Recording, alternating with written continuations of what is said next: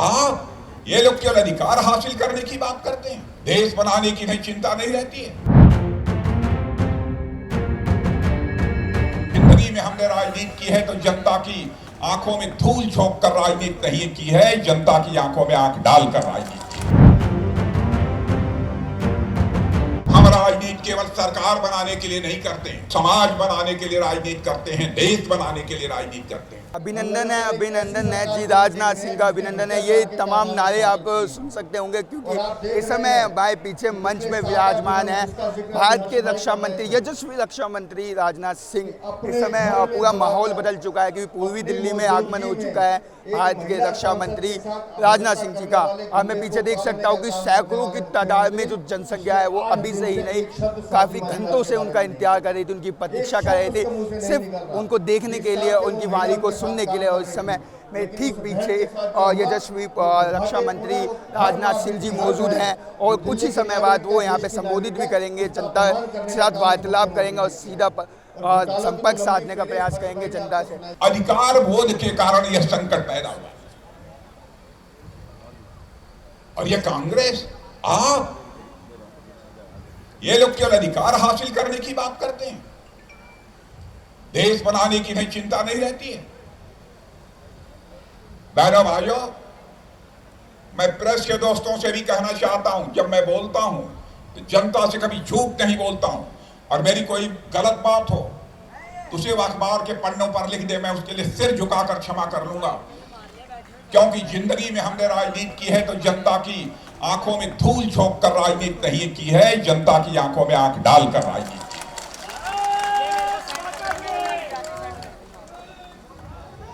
बहनों भाइयों, हमने कहा था हम आएंगे तो 3 तलाक समाप्त करेंगे। लोग ये कहते हैं कि दूसरे धर्म के मामलों में आप कैसे हस्तक्षेप कर सकते हैं।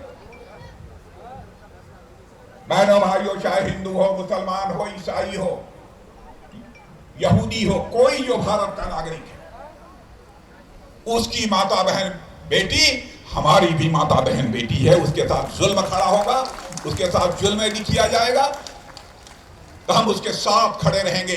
सरकार बने या न बने, भाड़ में जाए, हम उसकी चिंता नहीं। हम राजनीति केवल सरकार बनाने के लिए नहीं करते हैं, हम राजनीति करते हैं तो समाज बनाने के लिए राजनीति करते हैं, देश बनाने के लिए राजनीति करते हैं। आपने देखा कि 3 तलाक के मामले को भी चुटकी बजाकर हम लोगों ने समाप्त कर दिया। कई ऐसे सारे मुद्दे हैं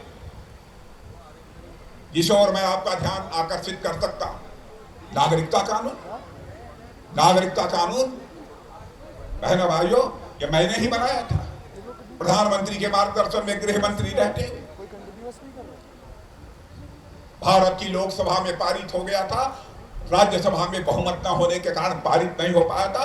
उसके बाद हमारे नए गृह मंत्री, हमारे छोटे भाई अमित भाई आए और उन्होंने संसद में पेश करके उसे पास कराया। अब यह कहते हैं कि साहब नागरिकता कानून, ये आपका यहां का मुख्यमंत्री जो जेल से सरकार चला रहा है, वह कहता है कि यहां पर सबको ही नागरिकता दे दी जाएगी। तो पता नहीं क्या वो शब्द, मुझे याद नहीं है, कुछ बहुत ही गलत शब्द का है। क्योंकि मुझे याद नहीं है इसलिए मैं उस शब्द का प्रयोग नहीं करना चाहूंगा। बतलाइए, जिनका धार्मिक उत्पीड़न होता है पाकिस्तान में, बांग्लादेश में, अफगानिस्तान में, यदि वह भारत आना चाहते हैं तो क्या उनको भारत की नागरिकता नहीं दी जानी चाहिए? मैं आपसे पूछना चाहता हूं। और उस समय गृह मंत्री रहते हुए जब मैं गया था देखने, कुछ लोग वहां पाकिस्तान से आए थे, उसमें सिख थे, हिंदू थे, और एक तो मुझे उसमें बौद्ध भी दिखाई दिए। क्या दुर्दशा मैंने उनकी देखी थी। उसी समय मैंने फैसला किया था कि कानून बनाएंगे। आर्थिक मामलों का जहां तक सवाल है, धन दौलत के मामले में आप अपना सीना ठोक कर कह सकते हैं, 2004 से लेकर 2014 तक, जब डॉक्टर मनमोहन सिंह जी भारत के प्रधानमंत्री थे, धन दौलत के मामले में, अर्थव्यवस्था के आकार के मामले में, इकोनॉमी की साइज के मामले में हमारा भारत दुनिया के देशों में 11वें स्थान पर था। मैं डॉक्टर मनमोहन सिंह जी की आलोचना नहीं करना चाहता। मैं चाहे जवाहरलाल जी नेहरू हो, श्रीमती इंदिरा गांधी हो, राजीव गांधी जी हो, मैं किसी की आलोचना नहीं करना चाहता। उन्होंने किया होगा प्रयत्न, लेकिन 2004 में जो इकोनॉमी की साई धन दौलत के मामले में हमारा भारत दुनिया के देशों में 11वें स्थान पर था, वह 2014 में भी कांग्रेस के शासनकाल में 11वें स्थान पर ही था। करिश्मा किया है, करिश्मा किया है आपके प्रधानमंत्री ने। मेरे बहनों भाइयों, 2014 में अर्थव्यवस्था के आकार के मामले में जो हमारा भारत दुनिया के देशों में 11वें स्थान पर खड़ा था, 7-8 वर्षों के अंदर गौरव की अनुभूति होगी आपको। हमारा भारत 11वें स्थान से जंप लेकर मेरे बहनों भाइयों 5वें स्थान पर खड़ा है।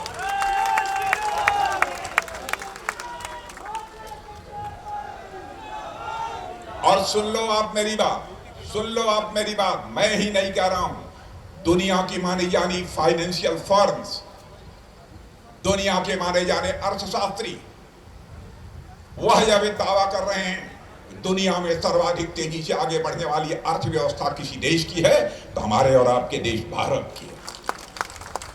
और वह कहते हैं 2027 आते आते हमारा यह भारत अर्थव्यवस्था के मामले में, इकोनॉमी की साइज के मामले में दुनिया की टॉप 3 कंट्रीज में खड़ा हो जाएगा। और बहनों भाइयों, यह भी बताना चाहता हूं, याद रखना, भारत जिस दिशा में तेजी से आगे बढ़ चुका है, भारत को विश्व की महाशक्ति बनने से दुनिया की कोई ताकत रोक नहीं सकती।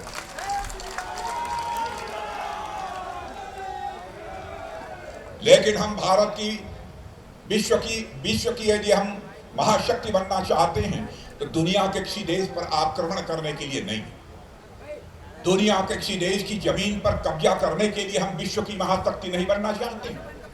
अरे हम लोग तो उस देश के हैं जहां के रहने वाले ऋषि और मनीषियों ने भारत की सीमा में रहने वाले लोगों को ही अपने परिवार का सदस्य नहीं माना है, बल्कि पूरे विश्व की धरा पर रहने वाले लोगों को अपने परिवार की सदस्य मानते हुए वसुधैव कुटुंबकम का संदेश सारे विश्व को दुनिया के किसी देश की धरती से गया है तो हमारे और आपके देश की धरती भारत से गया।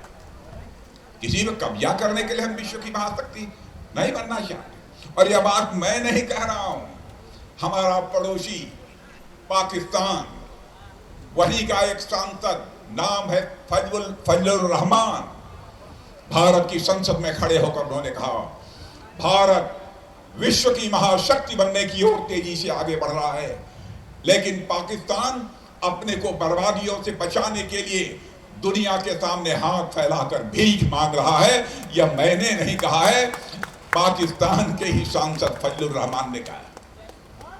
यह है हमारे भारत की ताकत। और वहीं पाकिस्तान के एक पूर्व मंत्री राहुल गांधी जी की तारीफ कर रहे हैं, और जिस पूर्व मंत्री फवाद हुसैन यह नाम है, उन्होंने कहा कि उरी और पुलवामा में जो आतंकवादी वारदात हुई थी उन आतंकवादियों को पाकिस्तान ने भेजा था। और यह बताने वाला यह व्यक्ति यहां के राहुल गांधी की तारीफ कर रहा है। Rahul on fire. बहनों भाइयों, अपने कलेजे पर हाथ रखकर सोचिए, ये लोग कहां देश को ले जा रहे हैं।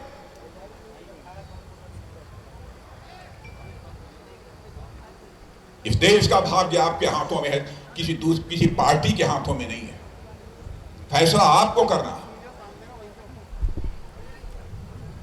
राहुल की तारीफ कर रहे हैं, आतंकवादियों को भेज रहे हैं, लेकिन आज देश का रक्षा मंत्री होने के नाते आपको बतलाकर जाना चाहता हूं बहनों भाइयों, भारत कमजोर भारत नहीं है।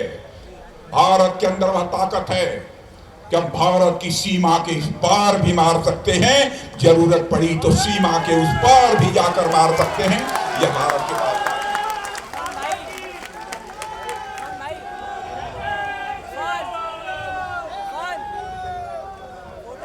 हम किसी की दुनिया के किसी देश को नीचा नहीं दिखाना चाहते, हम सबके साथ भाईचारा बनाकर रखना चाहते हैं। लेकिन भारत को यदि कोई छेड़ेगा और सोचेगा कि भारत चुप्पी साध कर बैठेगा, यह हमें किसी भी सूरत में मंजूर नहीं है। ये लोग झूठ बोलते हैं और मैं सारे विपक्षी दलों को, जितने भी देश के हैं, मैं उनको कहना चाहता हूं, आप चुनौती दो। कहते हैं आएंगे तो आरक्षण समाप्त कर देंगे। बहनों भाइयों, पिछड़े वर्ग के लिए जो आरक्षण की व्यवस्था है, जो कमीशन बना था, उसको संवैधानिक दर्जा देने का काम यदि किसी ने किया है तो हमारे प्रधानमंत्री मोदी ने किया। और कहते हैं हम आरक्षण समाप्त कर देंगे। झूठ की भी एक सीमा होती है। ये कहते हैं आएंगे तो संविधान में संशोधन करके तानाशाह बन जाएंगे। बहनों भाइयों, सबसे ज्यादा संविधान संशोधन यदि किसी ने किया है, कांग्रेस ने किया है।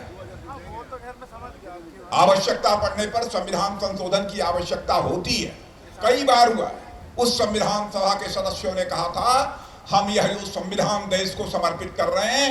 इस संविधान की प्रस्तावना, प्रियम्बल, आत्मा है इस संविधान की, पर नहीं बदलना चाहिए।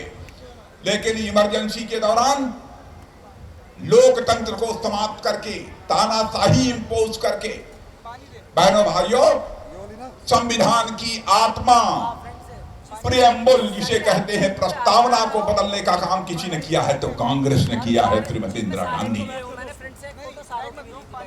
हाँ, कब तक ये झूठ बोलते रहेंगे लोग? मैं कांग्रेस के दोस्तों से कहना चाहता हूं, कहीं सुन रहे हो, आप सीधे जवाब न दे सकते हो, मुझे चिट्ठी लिखें, मैं उसका जवाब दूंगा आपको। ये कहते हैं मोदी जी आएंगे तो तानाशाही आ जाएगी। अगर तुमने सर की बोलते हुए ली तो मेरे भाइयों, लोकतंत्र का गला श्रीमती इंदिरा गांधी जी के शासनकाल में घोंटा गया, इमरजेंसी लगाई गई।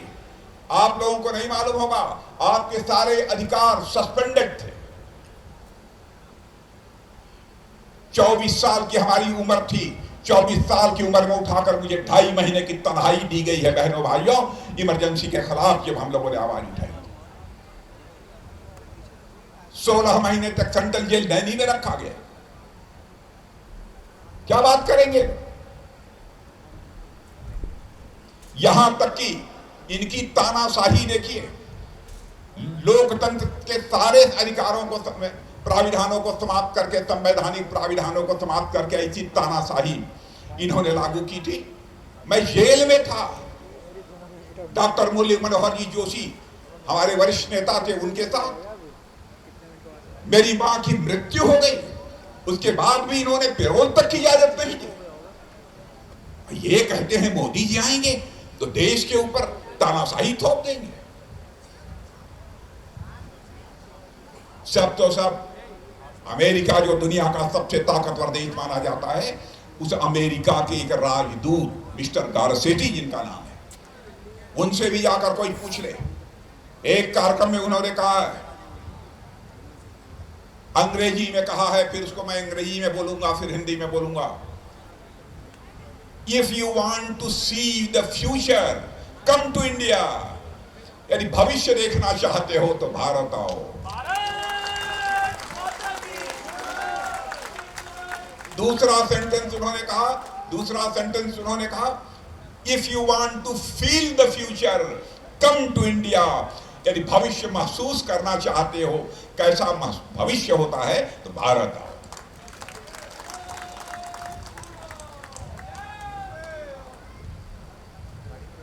और आगे एक तीसरा सेंटेंस है, if you want to work on future, come to India.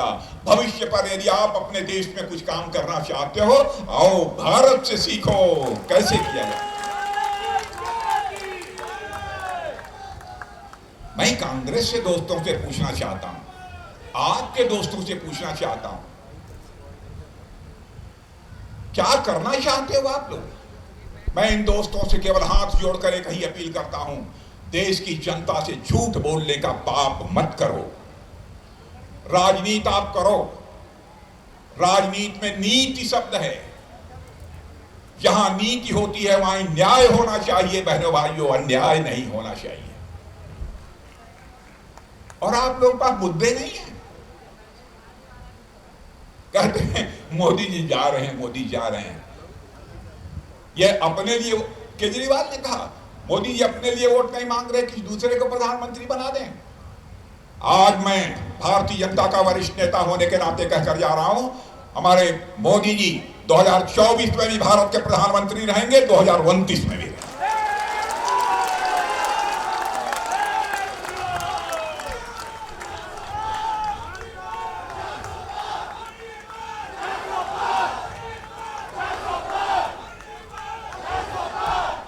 बहनों भाइयों, कम से कम भगवान से तो डरना चाहिए, परमात्मा से तो डरना चाहिए। जो व्यक्ति देश के लिए हमसे आयु में बड़े हैं एक साल, फिर भी मैं समझता हूं हम चाहकर भी उतना परिश्रम नहीं कर सकते जितना कि हमारे प्रधानमंत्री मोदी जी का।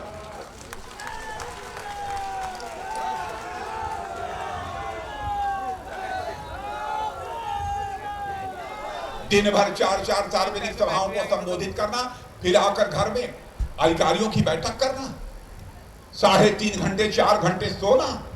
आज यदि अंतर्राष्ट्रीय मंचों पर भारत कुछ बोलता है तो मेरे बहनों भाइयों, सारी दुनिया कान खोलकर सुनती है भारत बोल क्या रहा है। यह हर्ष मल्होत्रा जी बड़े सीधे सज्जन दिखाई दे रहे हैं, भले आदमी हैं भी, गड़बड़ तो नहीं है। जब गड़बड़ नहीं है तो ताली बजा दीजिए।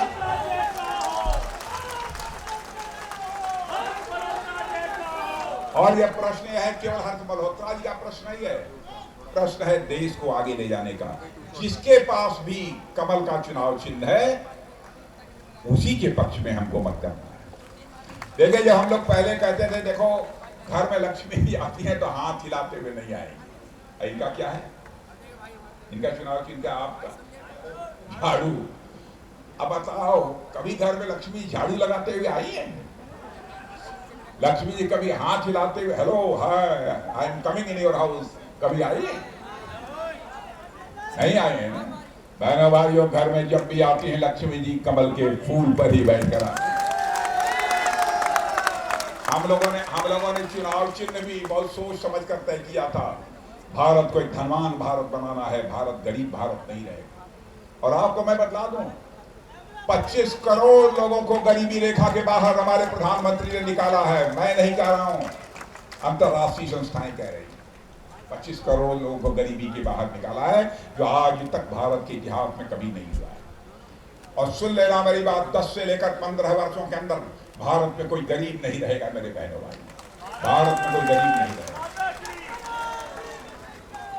10 से 15 वर्षों का समय लग सकता है जिस तरीके से मोदी जी सरकार को चला रहे हैं। इसलिए आप सब सौभाग्यशाली है, ऐसा प्रत्याशी मिला। और हमारा वीरेंद्र सचदेवा जी, अभी क्या अध्यक्ष, नौजवान अध्यक्ष हमारे दिल्ली प्रदेश में मिला। अब बढ़ाइए इन लोगों को, जिता देंगे। चलें, चलिए बोलिए। एक भी व्यक्ति चुप नहीं रहना चाहिए। प्रश्न भारत माता का है, बोलिए भारत माता की, भारत माता की। बहुत बहुत धन्यवाद।